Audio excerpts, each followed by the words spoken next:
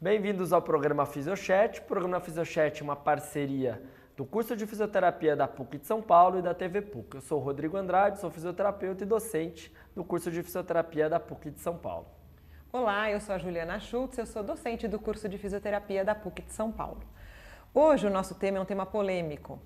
Assuntos como transexualidade, identidade de gênero, disforia de gênero, são temas que vêm sendo muito abordados, mas que ainda causam muita confusão.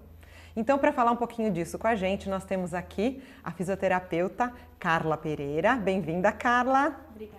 A Carla ela é fisioterapeuta, mestre e doutoranda pela Santa Casa de São Paulo. Ela tem especialização em fisioterapia geriátrica, oncológica e sexualidade humana pela Faculdade de Medicina da USP. É professora e assistente da coordenação do curso de pós-graduação de Fisioterapia na Saúde da Mulher e do Homem da Santa Casa e, além de tudo, ainda é responsável pelo ambulatório de fisioterapia pélvica da Santa Casa de São Paulo. Carla, para a gente começar nosso bate-papo, eu acho até, porque, como eu falei, é um tema ainda com muitas dúvidas, né, muita polêmica envolvida. Eu queria que você definisse para a gente o que é identidade de gênero, para a gente começar a entender um pouquinho a base desse assunto. Dá para definir? Tá. Bom, gente, obrigada pelo convite, né? Bem-vinda. É um assunto que eu gosto muito de falar sobre sexualidade, né? E a transexualidade está dentro disso, né? A identidade de gênero. Como você mesmo falou, são assuntos polêmicos que geram ainda muita confusão, né? A identidade de gênero está relacionado, né? Pelo próprio nome, né, já dá para a gente imaginar. É como que o indivíduo se vê, como ele se percebe. Né? Por exemplo, você me apresentou como Carla Pereira, né? Eu poderia muito bem chegar para você e falar, você vê a Carla Pereira, porém eu nasci Carlos Pereira, né? Mas eu me identifiquei, né, ao longo do meu desenvolvimento como mulher, como Carla, né? Não é o caso, gente, eu nasci, né? Mas poderia ser isso, né? Como eu me percebo, como eu me identifico. Tá. Né? Então, ainda existe também, eu acho que dá para a gente ter uma retomada um pouquinho mais para trás, a diferença de sexo e gênero. Né? Então, que eu acho que ainda tem muita dificuldade da gente diferenciar isso. Né? O sexo ele está relacionado, a classificação internacional da psiquiatria, da Sociedade Americana, o DSM-5 de 2013, traz bem claro isso para a gente. Né? Que o sexo está relacionado ao biológico. Sim. Né? Se você nasce XY ou se você nasce XX. Né? E o gênero está relacionado à construção, está relacionado à tua identidade. Como que eu me identifico. Na sociedade que a gente está inserido hoje, a gente tem dois gêneros, o masculino e o feminino. Tá. Então, como que você se identifica? Como que eu me percebo? Né? E dentro disso, nós também vamos ter os transgêneros, que não se identifica... tem os transgêneros que eu nasci com sexo biológico né? E me identifico com outro. Mas eu ainda tenho aí uma gama de indivíduos que não se identificam nem com o masculino nem com o feminino. Entendi. E eles transitam ou não? Depende. Tá. A gente não pode afirmar nada, porque tem indivíduos que podem transitar e tem indivíduos que não, que simplesmente não é nenhuma coisa nem não é outra. nenhuma coisa nem outra. Carla, essas pessoas, né, os transexuais, eles nascem transexuais? Isso é uma coisa, acho que isso é uma dúvida que acho que o pessoal de casa tem muito. Nasce, durante escolhe. Isso, escolhe a opção. E aí? Então, a gente ainda tem muitos preconceitos, né, muitos paradigmas a serem quebrados com relação a isso, né? A sociedade, muitas pessoas ainda acham que é escolha, né? Você escolher ser transexual, a gente sabe que dentro dessa sociedade que nós estamos inseridos, é você escolher sofrer. E ninguém escolhe sofrer, né? Se a gente puder escolher, nós vamos ser felizes, vou escolher ser feliz, né? O que a gente observa nas pesquisas que vem em andamento há alguns anos, é que os indivíduos transexuais, né, mulher trans ou homem trans, ninguém escolhe, não é uma opção. Existem algumas teorias que observam o seguinte, biologicamente, se a gente for lá atrás na nossa vida embrionária, o sexo físico, o sexo biológico, ele é determinado até o 2º mês de gestação. Então, enquanto embrião ainda, né? Nós nos tornamos feto após o 3º mês de gestação. E na segunda metade da gestação é definido o sexo cerebral. Se nessa parte, nessa fase da gestação, eu tiver um excesso da presença do hormônio testosterona, que é o hormônio masculino, esse feto, né, esse indivíduo, pode ter características mais para o lado masculino. Tá. Né? Mesmo ele tendo uma genitália feminina, por exemplo. Ele teve um sexo biológico feminino, porém ele pode vir a se desenvolver, né, ou ter características mais para o lado feminino, assim, determinado pela sociedade. E se tiver ausência da testosterona, pode ir para os traços do feminino. Então, não é escolha. Então, existem algumas teorias, alguns estudos, até estudos investigando a parte da morfometria do cérebro desses indivíduos, porque a gente precisa quebrar alguns paradigmas, né? Para não ter tanto sofrimento. Claro. Sabendo disso, escolhe, também né? o preconceito também vai embora, né? Teoricamente, diminui. Diminui. Né? Claro. Porque a gente, quando a gente entra no campo da sexualidade humana, principalmente quando a gente entra na transexualidade, orientação sexual, existem vários fatores que levam a preconceito, né? Culturais, religiosos, ambientais. Então, a gente acredita sempre na diminuição, né? O bom seria, assim, se cada um pudesse ser do jeito que quer, né? E não ter mais preconceito, né? Em várias áreas. E daí, então, o transexual, como é que é esse processo? Ele não se enxerga naquele corpo? É isso que acontece? Qual que é o processo para a gente falar, esse indivíduo é transexual? Então, na verdade, ele que fala para ele mesmo, né? Ele que não se identifica. Ele não se identifica. Ele não se identifica com o corpo e com o sexo de nascença. Por exemplo, quando uma criança nasce, um bebê nasce, o médico vai determinar o sexo biológico dele.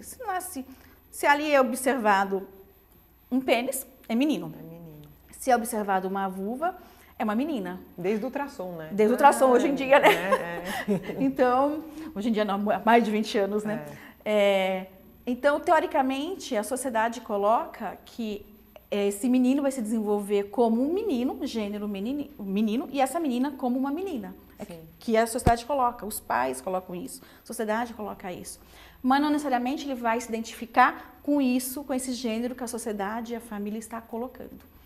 Né? Ele pode. A gente tem vários casos da mídia de artistas, né? Com 2, 3 anos, os filhos não se identificam com o menino, não se identifica da forma que ele está se apresentando. Então, e ao longo do desenvolvimento, a gente vai se apresentando da identificação do gênero oposto. Se for menina, menino, e se for menino, menina. Né?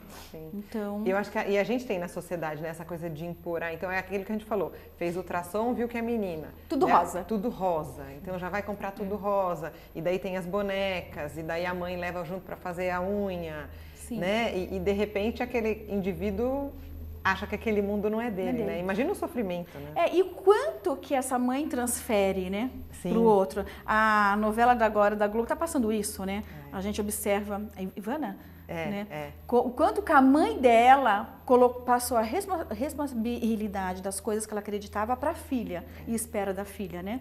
Então, o quanto que a gente coloca no outro e não permite o outro ser ele mesmo. Então, isso é complicado. E daí, vamos lá, a pessoa não se identificou com esse corpo.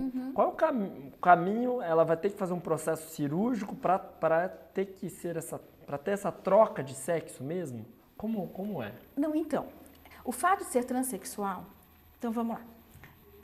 O que é ser transexual, né? O transexual é aquele indivíduo que não se identifica com o seu gênero atribuído no momento do nascimento, de acordo com o sexo de nascença. Então, eu nasci homem, eu não me... Não me identifico com o gênero atribuído na época, por exemplo. O fato de eu ser transexual não quer dizer que eu queira mudar de sexo. Então, eu não preciso fazer a operação de mudança de sexo. Tem muitos transexuais que não têm a necessidade de reconstruir uma vagina, fazer uma neovagina, ou de ter um falo, no caso das mulheres, né? Mas tem o transexual que ele simplesmente se adequa ao gênero que ele se identifica, mas não necessariamente ele faz a mudança de sexo. Com cabelo, com roupa, com jeito de agir. Características. Um exemplo que a gente tem na mídia hoje é o Tami. Né? Ele deixa claro que o que ele fez foi a retirada das mamas, a mastectomia, porque no caso da mulher, quando nasce mulher, as mamas é o que mais incomoda, né? Porque até uma questão estética. Sim. Mas ele fala que não vai mudar de sexo, porque não há necessidade. Para se sentir homem, não é isso. E assim também como as trans mulheres, eu já escutei de vários transexuais, porque eu tive a oportunidade de participar de um grande estudo com transexuais no programa de sexualidade da USP, que não há necessidade de fazer a mudança. Eu sou uma mulher, independente de ter um pênis ou não, eu me sinto uma mulher. Então já é um quebra de paradigma. Ótimo, aí. E tem aqueles que querem operar, então assim... E tem aqueles que querem operar. Eles precisam ter, né? Eles precisam ter essa transformação, essa mudança. Mas não necessariamente essa neovagina vai ser funcional. Sim. E não necessariamente ele vai sentir prazer. Por isso que você falou que é muito individual, né? Você viu que a mesma nomenclatura, vamos dizer assim, tem pessoas que são operadas e não são operadas. Não são operados. Muito E isso interessante. e por isso que o processo é um processo longo também, né? Não depende só de um profissional da área da saúde também. É toda uma equipe envolvida para chegar a uma determinação se esse indivíduo está pronto ou não para essa mudança. Porque é uma viagem sem volta, né? Sim. É isso que eu ia te perguntar agora, Carla. Quais são os profissionais que são fundamentais nesse processo de mudança do sexo, né? Se a gente pode chamar assim. Sim, né? A operação chama-se cirurgia de redesignação de sexo ou sexual, né? Tá. A gente tem o psiquiatra, né? Será que é o primeiro que tem que entrar em contato? O endócrino.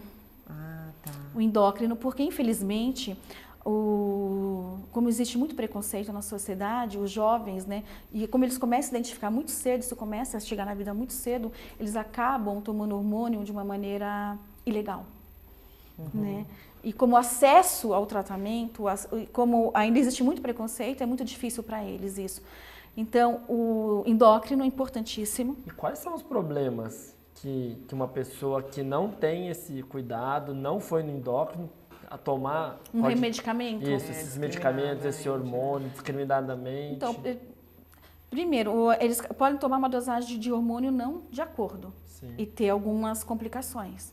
Tá. Né? Por exemplo, se for o caso de um rapaz, um menino, né?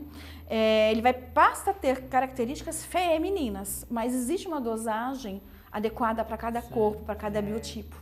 Né? Se for uma menina, né, testosterona. Então, o ideal é que esse processo seja acompanhado por profissionais especializados. E é um endócrino especializado nisso. O HC tem, né? Porque, de repente, uma carga hormonal, hormônio masculino, a gente sabe, né? Exacerbada. Pode dar câncer, problema no fígado. Claro, então, deve ser uma série de complicações. Estrogênio, né? No também, caso também. Né? E outra coisa que eles fazem também é fazer muita coisa no câmbio negro, que a gente brinca, né? Assim, vai fazer uma mastectomia, onde que vai fazer? Né? Vai fazer uma mudança de sexo, será que ele está preparado? Sim. Né? Porque a gente tem alguns casos, né? A gente sabe nisso, na mídia também passa, casos de suicídio pós mudança de sexo. Porque não tem como voltar. Né? Então, nós temos psiquiatra, psicólogo, que é importante, muito importante, endócrino, ginecologista, urologista, assistente social, importantíssimo. Né? Deixa eu ver se estou esquecendo de mais alguém. Fisioterapeuta? O físio está chegando. Tá chegando. Nós estamos chegando. E daí seria o quê? Na fase, num pós-operatório que a fisioterapia atuaria ou não? Até antes? Então, ainda é uma fase muito nova, né? Essa área, na verdade. A gente não tem ainda estudos mostrando. São poucos grupos que estão começando a desenvolver. Né? Se fosse começar a desenvolver alguma pesquisa, eu começaria antes. Até para a gente avaliar esse assoalho pélvico. Porque assim, imagina, esse homem era uma mulher, né? Como é que é esse assoalho pélvico? Pensa numa mulher trans. Não. Se é uma mulher que fez a cirurgia... Então, uma mulher trans. É uma mulher trans. Quando a gente fala em mulher trans, é porque nasceu homem e se tornou mulher. Tá. Né? Então, imagina que ele ainda não mudou o sexo. Ela tem lá um pênis. Né? Nesse processo todo com endócrino, com acompanhamento, o estrógeno, né, ele acaba modificando algumas coisas, né? E uma das coisas é que, com a ausência da testosterona, o pênis acaba reduzindo, né? Então, como é que é esse assoalho pélvico masculino? Como é que tá? Ou não? A gente teria que fazer uma avaliação. mulher, no caso, né, que é um transhomem, nasceu mulher, ainda tem uma vagina. Como é que está todo esse assoalho pélvico? Eu começaria a avaliar antes para ver, fazer uma conscientização e o pós. Como que vai ser esse pós? Ainda a gente não tem nada. Não tem nenhuma pesquisa. Nenhuma. Acho que qualquer pesquisa que for feita vai enriquecer. Nós tivemos, informação, eu tive no Congresso Brasileiro de Fisioterapia Pélvica Internacional, na verdade, em Curitiba, em maio, teve um trabalho de revisão. Não tinha nada. No mundo inteiro. Não tem nada ainda. É uma área. Um nicho aí. É um nicho. Se a gente pensar em neovagina, né, no caso das trans mulheres, acho que dá pra gente trabalhar com dilatadores, uma série de coisas. Mas não é músculo. Isso que a gente precisa pensar. Né? Uma outra coisa que a gente precisa pensar tem muita coisa ainda para ser desenvolvida. Por exemplo, essa mulher trans, ela continua com próstata? Sim.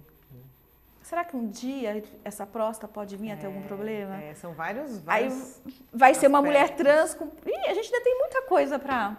A gente, quando eu digo a gente como sociedade, como comunidade, né? Eu acho que até a gente está falando muito mais sobre isso, vai abrindo campo para que isso possa ser estudado e acho que cada vez essas pessoas vão ser melhor acolhidas, né?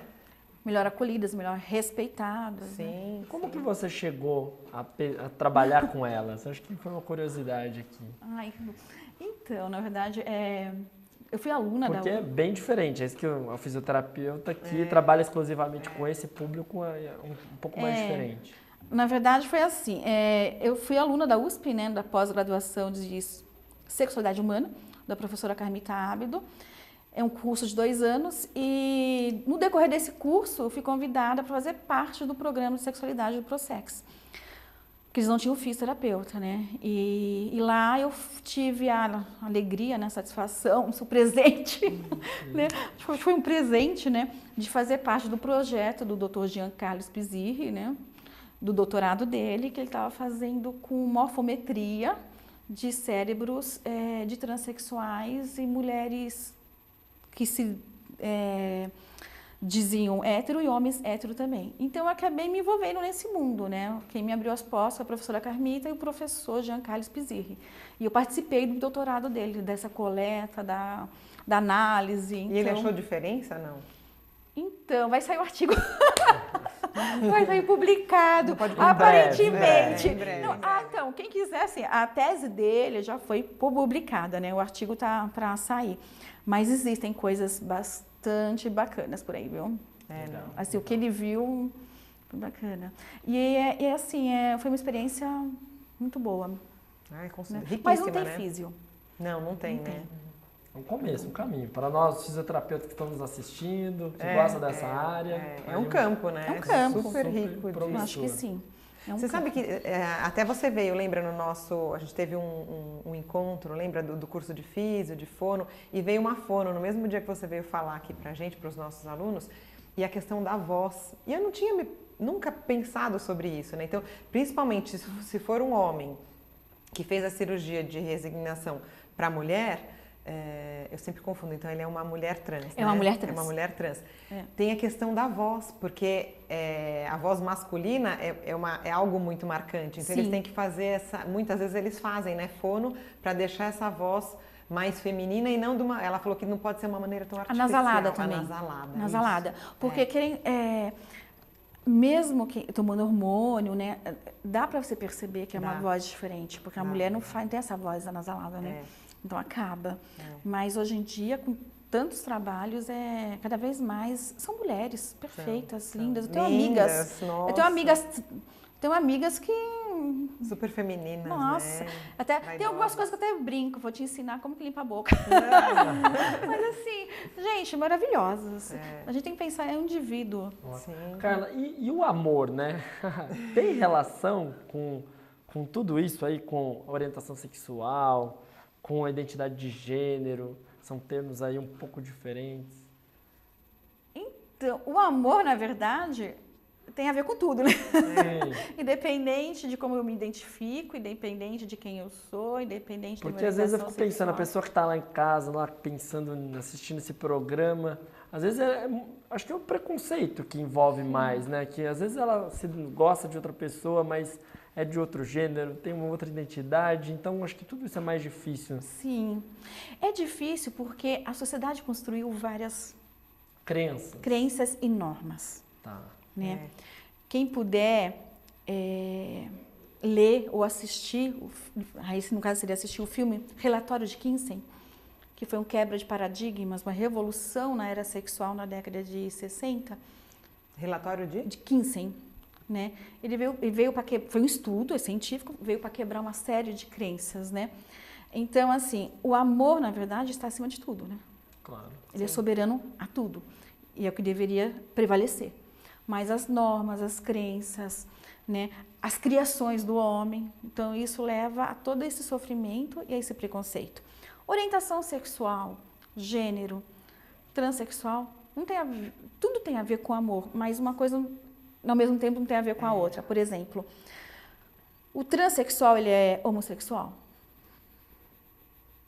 Pode ser, né? Pode também. Pode. Por exemplo, vou pegar o Tami, que está na mídia, eu acho que é mais fácil para as pessoas entenderem. O Tami, ele nasceu mulher, né? E hoje ele se apresenta como homem. Sim. Mas ele se relaciona afetivamente com mulheres, né? Qual que é a orientação sexual dele? Se for pensar na biologia, né, na genitália... Seria homossexual. Seria homossexual. Mulher com mulher, mas a identidade já não é. Seria heterossexual. É muito difícil, né? É muito difícil. Então, a orientação... Isso confunde a gente. Então, o amor deveria ser soberano a tudo. Ótimo. Não a característica do outro, né? Então, a gente deveria pensar em amar o outro. Amar o próximo. Independente da casca do próximo. Sim. Né? E daí, então, você falou da orientação sexual. Acho que até para quem não tem muita familiaridade com esse termo, o que seria, então, a orientação sexual? Então, a orientação sexual está relacionada à minha opção com quem eu me relaciono afetivamente. Tá. Como que eu me relaciono afetivamente? Qual que é a minha preferência? Né? A minha preferência é por me relacionar com indivíduos do mesmo gênero que eu, né? Ou indivíduos do gênero oposto ou do sexo oposto. A minha orientação sexual. Tá? Então, está relacionado a isso. E tem a ver não a ver somente com sexo, com relação sexual? Ou... Não. Não, né? Não. E a gente for pensar também, a sexualidade não tem a ver com sexo unicamente, né? É um grão de areia, né?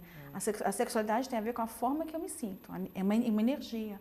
Sim. Então, a minha orientação sexual está dentro da minha sexualidade. E nós temos indivíduos que são assexuados, mas têm sexualidade. É um pouco difícil. Um pouco difícil. Por quê? Porque nós temos aqueles indivíduos que eles são... que existe agora, ninguém sabe se é uma orientação sexual, se é uma disfunção sexual, um transtorno, a sexualidade. São indivíduos que eles não têm necessidade de se relacionar com o outro sexualmente, por exemplo. Né? Mas tem afeto, tem carinho, tem aqueles que não tem mais nada. Isso pode ser sexualidade, né? Pode ser chamado de sexualidade. Porque sexualidade é uma energia que nos impulsiona a buscar algo. O fato de não nós é só o ato sexual, isso. né? Isso que acho que não é o legal. Ato sexual. Não está só relacionado o sexo como sexo em si, que a gente também não pode só deixar fechado em vagina e pênis, porque o sexo, o fato de se masturbar é uma relação sexual, é um sexo. E eu não posso mais fechar só em genitália, pênis e vagina, né? Hoje a gente nem fala mais em parceiro e parceira, a gente fala em parceria que o indivíduo tem, né? Então está dentro do campo da sexualidade, que é um grão de areia. Né? É muito além. Vários tabus, né, para serem quebrados. Sim. Porque muito. Quando a gente ouve falar sexualidade, a sociedade no geral pensa em relações sexuais, em sexo. E não é isso. E não é só isso. E a pessoa pode muito bem ser feliz, ser realizada sem ter relações sexuais. Sim. Né? A gente pode, por exemplo, quando você relacionar o sexo ao ato sexual em si, você fala muito de orgasmo, né? Eu posso ter orgasmo comendo cheesecake, eu costumo falar isso.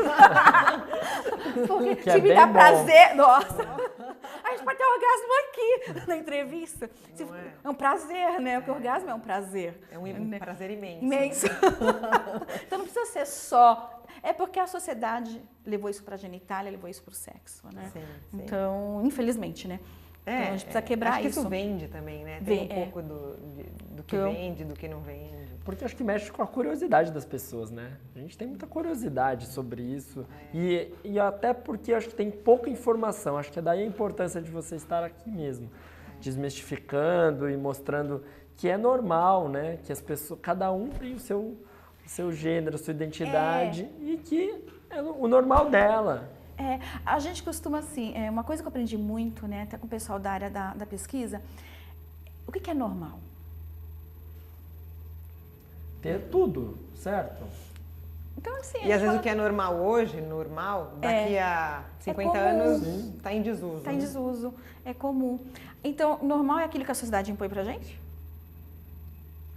Não sei, né? Então, assim, pode ser comum. O que a gente tem que aprender como indivíduo, como ser humano, é respeitar o outro, né? Não tirar o outro, porque, infelizmente, as pessoas sofrem, né, pelo preconceito, né? Sim. Por achar que a heteronormatividade o gênero masculino e feminino que são normais. Vejam o filme Relatório de Kinsey. Nossa, vai dar um nó na cabeça. É bom. Vamos até colocar aqui no nosso Relatório de Kinsey. Ele coloca pra gente que o que a sociedade coloca pra gente como anormal é o normal. Então já começa a dar um nó na nossa cabeça, né? Partindo daí você já começa a pensar diferente. Várias coisas. Carla, muito mais do que, acho que, de quebrar esses tabus, aí acho que foi um ensinamento de como lidar com o próximo, com as adversidades, ou que não existe, né? com respeito. Então, eu queria agradecer você pela... rápido, né? Rápido. Foi mais rapidinho. Tem que ter parte 2. Tá aparecendo uma rapidinha. O convite já está feito. Mais meia hora dá. Meia hora. Obrigada. Né? Foi um prazer. Foi quase um orgasmo. Foi quase um orgasmo. Então, venha de novo. Eu acho que dá pra gente falar mais sobre esse assunto tão interessante. As pessoas podem também falar pra gente, mandar temas, né? Sugerir, seria legal. Com certeza. Quem quiser pode entrar em contato com você, né? Sim, também. Exatamente. Vai estar aqui embaixo aí os seus contatos. Ai, que bom, obrigada. Tá bom? Eu que agradeço. Foi um prazer. Prazer é todo nosso. Então, ficamos aqui com mais um programa, Fisiochat. Continue nos acompanhando pelo Facebook, pelo Instagram. Mande suas perguntas e até a próxima.